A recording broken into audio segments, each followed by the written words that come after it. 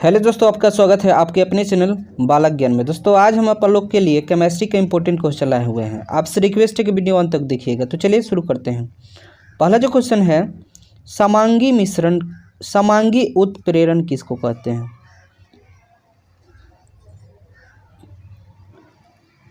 Hello दोस्तों, आपका स्वागत है आपके अपने चैनल बालक ज्ञान में। दोस्तों आज हम आप लोग के लिए इंपॉर्टेंट क्वेश्चन लाए हुए हैं। तो चलिए शुरू करते हैं। पहला जो क्वेश्चन है, समांगी उत्प्रेरण किसे कहते हैं? समांगी उत्प्रेरण किसको कहते हैं? तो जब क्रियाकारक, क्रियाफल तथा उत्प्रेरक समान प्रावस्था में हो तो उसे समांगी उत्प्रेरण कहते हैं। वहीं पे दोस्तों अगला जो क्वेश्चन है कि विषमांगी उत्प्रेरण, तो जब क्रियाकारक, क्रियाफल तथा उत्प्रेरक अलग अलग प्रावस्था में हो तो उसे विषमांगी उत्प्रेरण कहते हैं। ठीक है, चलिए अगला जो क्वेश्चन है, एंजाइम क्या है? तो दोस्तों एंजाइम जो है, नाइट्रोजन के जटिल कार्बनिक पदार्थ को एंजाइम कहा जाता है। नाइट्रोजन के जटिल कार्बनिक पदार्थ के एंजाइम कहा जाता है। अगला जो क्वेश्चन है, जैव रासायनिक उत्प्रेरण क्या है? तो देखिए एंजाइम उच्च अनुभार वाले प्रोटीन है। ये पेड़ पौधे एवं जीव जंतुओं में होने वाले क्रियाओं को उत्प्रेरित करता है, अतः इन्हें जैव रासायनिक उत्प्रेरक भी कहते हैं। चलिए अगला जो क्वेश्चन है, क्रिस्टलॉइड क्या है, किसे कहते हैं?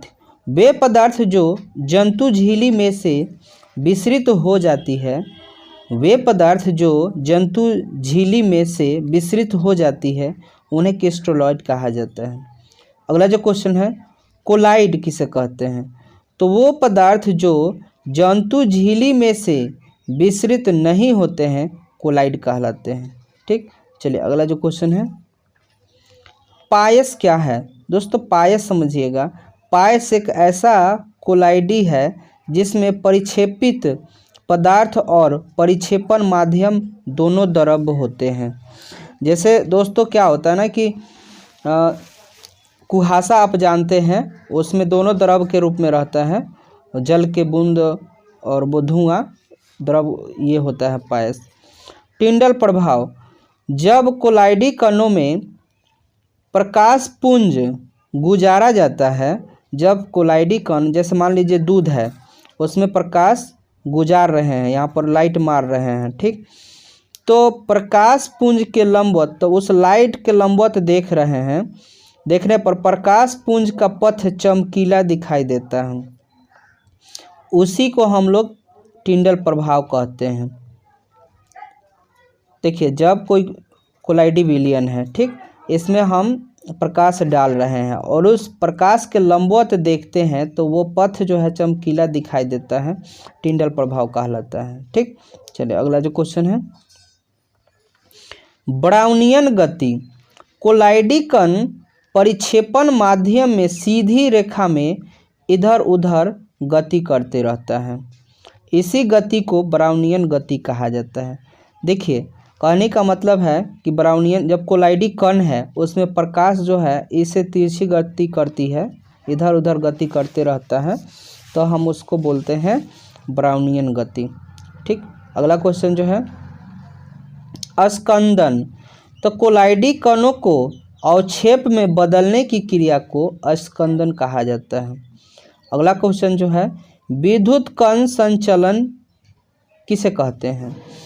तो विद्युत क्षेत्र की उपस्थिति में कोलाइडी कण, विद्युत क्षेत्र है, मान लीजिए ये विद्युत क्षेत्र है, विद्युत क्षेत्र की उपस्थिति में कोलाइडी कण अपने से विपरीत आवेशित इलेक्ट्रोड की ओर गति करता है, उसे विद्युत कण संचलन कहते हैं। ठीक, अगला क्वेश्चन जो है,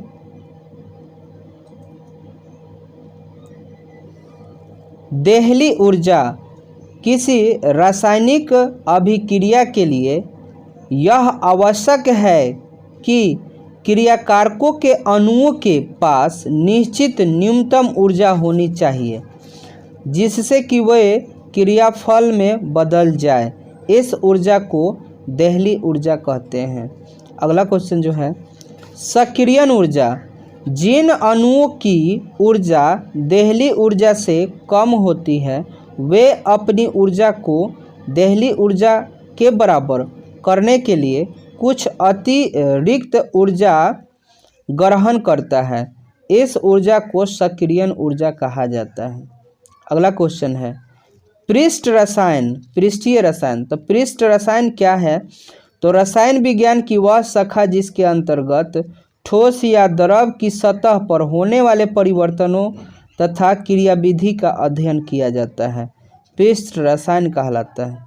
चलिए अगला जो क्वेश्चन है, उत्प्रेरक वे पदार्थ जो रासायनिक अभिक्रिया के वेग को परिवर्तित कर देता है परंतु स्वयं बाहर तथा संगठित दृष्टि से अपरिवर्तित रहता है, उन्हें उत्प्रेरक कहते हैं और इस घटना को उत्प्रेरण कहा जाता है।